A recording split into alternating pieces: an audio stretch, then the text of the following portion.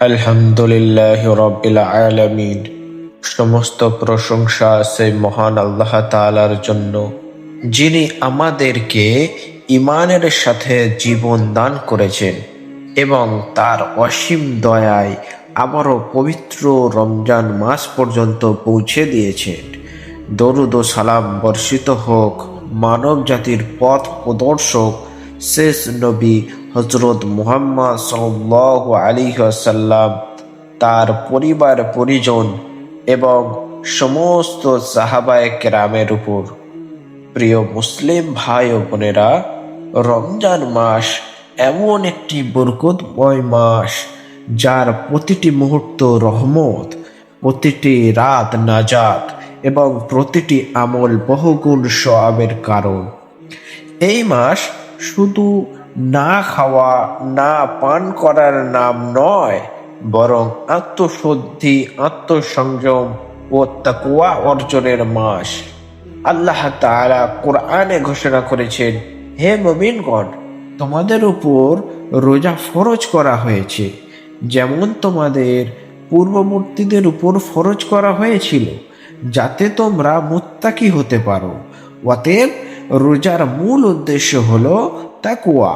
তাকওয়া মানে শুধু আল্লাহকে ভয় করা নয়, বরং গোপনে ও প্রকাশ্যে আল্লাহর আদেশ মেনে চলা এবং হারাম থেকে নিজেকে রক্ষা করা। প্রিয় ভাই ও বোনেরা, এই মাসে আল্লাহ তাআলা তার বিশেষ রহমতের দরজা খুলে দেন। শয়তানকে শৃঙ্খলাবদ্ধ করা হয়, জান্নাতের দরজাগুলোকে খুলে দেয়া হয় এবং জাহান্নামের দরজাগুলোকে বন্ধ করে দেয়া হয়। চিন্তা করুন, এর পরেও যদি আমরা গুনাহ ছাড়তে না পারি, তবে আমরা কত বড় ক্ষতিগ্রস্ত। রমজান আমাদের শেখায় ধৈর্য। ক্ষুধা ও তৃষ্ণার মাধ্যমে আমরা বুঝতে পারি গরিব ও অসহায় মানুষ প্রতিদিন কি কষ্টের মধ্যে দিন কাটায়। তাই রমজান হলো সহমর্মিতার মাস, দান সৎকার মাস।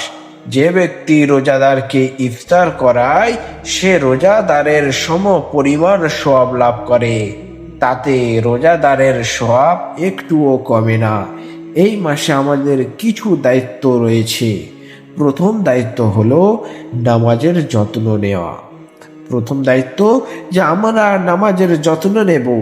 5 ওয়াক্ত নামাজ জামাতের সাথে আদায় করা, বিশেষ করে ফজর ও এশার নামাজ। তারাবি নামাজকে বোঝা মনে না করে নেয়ামত হিসেবে গ্রহণ করা। দ্বিতীয় হলো কোরআনের সাথে সম্পর্ক বাড়ানো। রমজান হলো কোরআন নাজিলের মাস।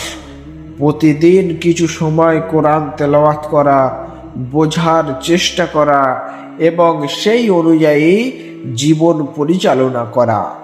তৃতীয় হলো জিহ্বার হেফাজত করা। তৃতীয় হলো জিহ্বার হেফাজত করা।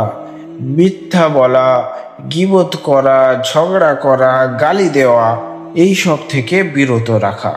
মনে রাখতে হবে মুসলমান, শুধু খাওয়া দাওয়া বন্ধ করলেই রোজা পূর্ণ হয় না, বরং চোখ, কান ও জিহ্বাকেও রোজাদার হতে হয়। চতুর্থ হচ্ছে তাওবা ও ইস্তেগফার করা।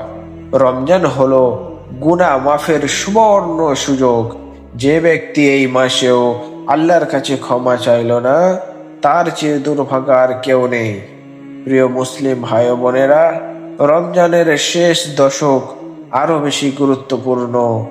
এই সময়ে রয়েছে এক মহামূল্যবান রাত, যার নাম লাইলাতুল কদর। এই রাত 1000 মাসের চেয়ে উত্তম।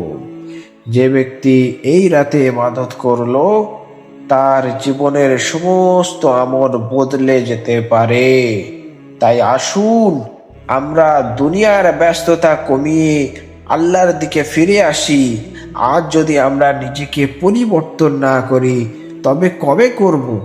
জানি না এই রমজান আমাদের জীবনের শেষ রমজান কিনা। শেষে আল্লাহ তাআলার দরবারে দোয়া করি, হে আল্লাহ, তুমি আমাদের রোজাকে কবুল করো, আমাদের নামাজ ও কোরআন তেলাওয়াত ও সব নেক আমল কবুল করো, আমাদের গুনাহ ক্ষমা করো, আমাদের অন্তরকে পবিত্র করো। এই রমজানকে আমাদের জীবনের মোড় ঘোরানোর কারণ বানিয়ে দাও। হে আল্লাহ, আমাদেরকে মুত্তাকি বানাও। আমিন।